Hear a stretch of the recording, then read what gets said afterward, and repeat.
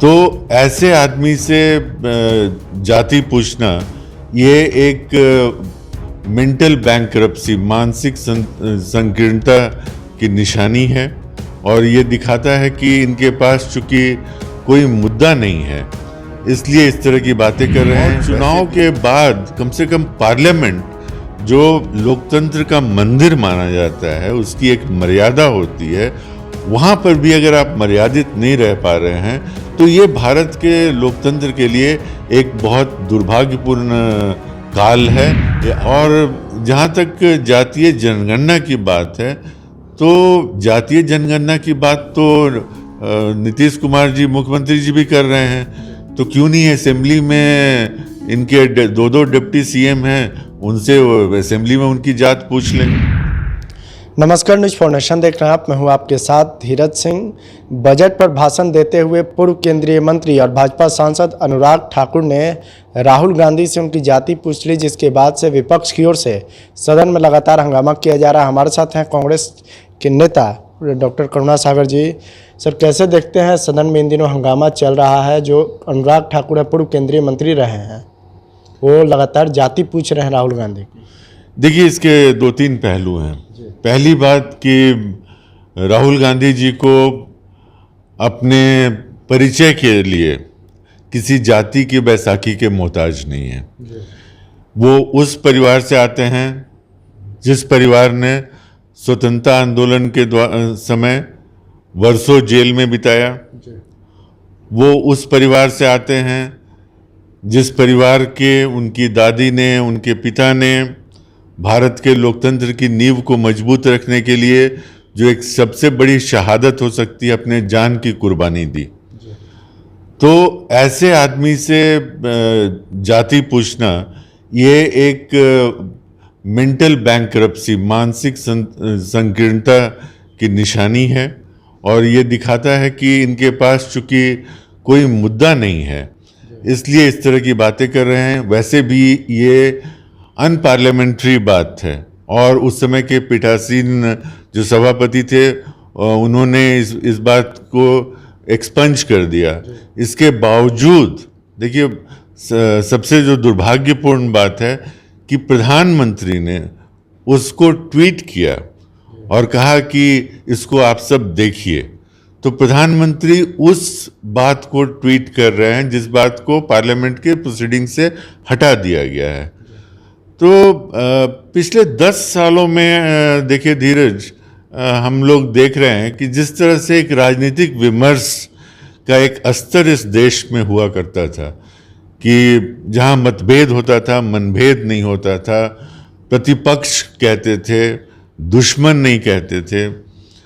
तो पिछले 10 सालों में ये जो राजनीतिक विमर्श, राजनीतिक वार्तालाप, वैचारिक बातों को रखने का एक स्तर जो गिरा है, उसके पीछे पूरी तरह से ये बीजेपी की मौजूदा सरकार है और इसमें प्रधानमंत्री काफ़ी आगे बढ़कर हिस्सा ले रहे हैं। चाहे वो चुनाव के दौरान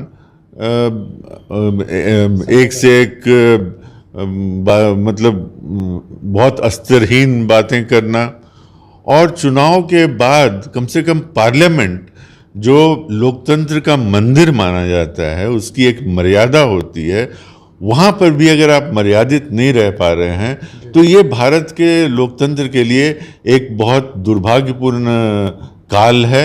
ये अमृत काल नहीं, ये विष काल है।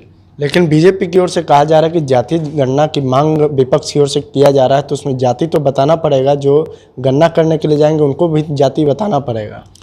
देखिए, जाति बताने में तो कई डॉक्यूमेंट, जो सरकारी डॉक्यूमेंट्स होते हैं, उसमें भी आपको अपनी जाति लिखनी पड़ती है।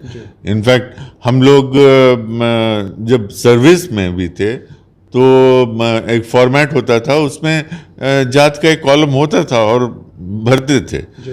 लेकिन अगर हम कैमरे के सामने धीरज आपकी जात पूछें तो ये अशोभनीय होगा कि नहीं होगा। जातीय जनगणना एक अलग विषय है और एक बहुत महत्वपूर्ण विषय है, समाज के लिए एक ज्वलंत समस्या है। और देखिए, हमारे जो संविधान में भी कोशिश ये की गई थी कि समाज जाति से ऊपर उठ के हो, जाति विहीन समाज हो, और जो directive principles of state policy है उसमें ये कहा भी गया कि कोशिश ऐसी होनी चाहिए। तो ये तो एक बहुत आइडियल सिचुएशन होगा कि जात ना हो समाज में, लेकिन आज समाज में जात है और ये एक मान्य सत्य है। और जहाँ तक जातीय जनगणना की बात है, तो जातीय जनगणना की बात तो नीतीश कुमार जी मुख्यमंत्री जी भी कर रहे हैं, तो क्यों नहीं असेंबली में इनके दो डिप्टी सीएम हैं, उनसे असेंबली में उनकी जात पूछ लें, अगर उनके जात के बारे में शायद उन्हें कोई संदेह होगा तो जातीय जनगणना इसलिए कहा जा रहा है क्योंकि समाज में जो पिछड़ा वर्ग है, जो वंचित है, पीड़ित है, दलित है, शोषित है, उसको समाज में ऊपर समाज की मुख्य धारा में कैसे लाया जाए। और उसको लाने के लिए ज़रूरी है कि एक ऐसा सामाजिक आर्थिक सर्वेक्षण हो जिससे ये पता चले कि उनकी आर्थिक स्थिति क्या है, सामाजिक स्थिति क्या है, उनको किस तरह के, क्योंकि ये रिजर्वेशन पॉलिसी को एफर्मेटिव एक्शन कहते हैं, तो जो इस तरह से सापेक्ष एक सरकार की जो नीति होती है वो तभी बन सकती है। आज हम देखिए आधुनिक समाज में रहते हैं और हम डेटा ड्रिवन समाज में रहते हैं। हर चीज़ में आप जानते हैं डेटा का क्या महत्व है। अभी आपने देखा कि सुप्रीम कोर्ट ने का एक जजमेंट आया कि एससी रिजर्वेशन जो 15% है उसके अंदर भी सर्वेक्षण होना चाहिए और कोटा विद इन कोटा की बात की गई। तो वो तो एक तरह से वो जो जातीय जनगणना की हम बात कर रहे हैं उसकी पुष्टि कर रहा है। उसका भी यही कहना है कि जब तक कोई साइंटिफिक डेटा आपके पास नहीं होगा तो आप किस आधार पर सापेक्ष नीति बना सकते हैं। आखिर में एक सवाल है कि जातीय जनगणना का विरोध करने वाले लोगों का तर्क रहता है कि जातीय उन्माद फैलेगा समाज में, इसीलिए इसका समर्थन नहीं होना चाहिए। नहीं, देखिए ये तर्क मायने नहीं रखता है। जैसा हमने आपको क्यों कहा, शुरू में ही कहा कि एक बहुत ही एक आइडियल सिचुएशन होता है कि जात नहीं होता, या और धीरे धीरे व्यवस्था कमज़ोर होगी।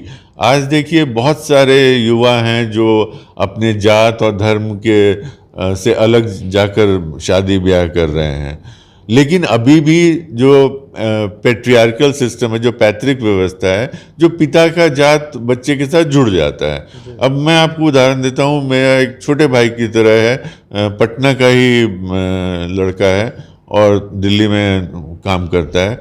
वो जेएनयू में पढ़ता था और उसने एक मुस्लिम लड़की से शादी की, और वो चूँकि मैं बहुत ही करीब हूँ उस परिवार से, तो वो जो मुस्लिम महिला हैं वो जिस तरह से हमारे हिंदू रीति रिवाजों का पालन करती हैं, हमारी बहुत सारी शायद हिंदू माँ बहनें उतना नहीं कर पाती होंगी। लेकिन इसके बावजूद उसका जात तो भूमियार ही रहेगा, क्योंकि वो भूमियार जात में पैदा हुआ था, उसके बच्चे तो भूमियार के नाम से ही जाने जाएंगे। तो आप कुछ भी कर लीजिए, जो पिता का जात है वो बच्चों के साथ जुड़ रहा है और इस बात को नकारा नहीं जा सकता है। चलिए, तो बहुत बहुत धन्यवाद। ये कांग्रेस नेता डॉक्टर करुणा सागर। दिल्ली से न्यूज़ फॉर नेशन के लिए मैं धीरज सिंह।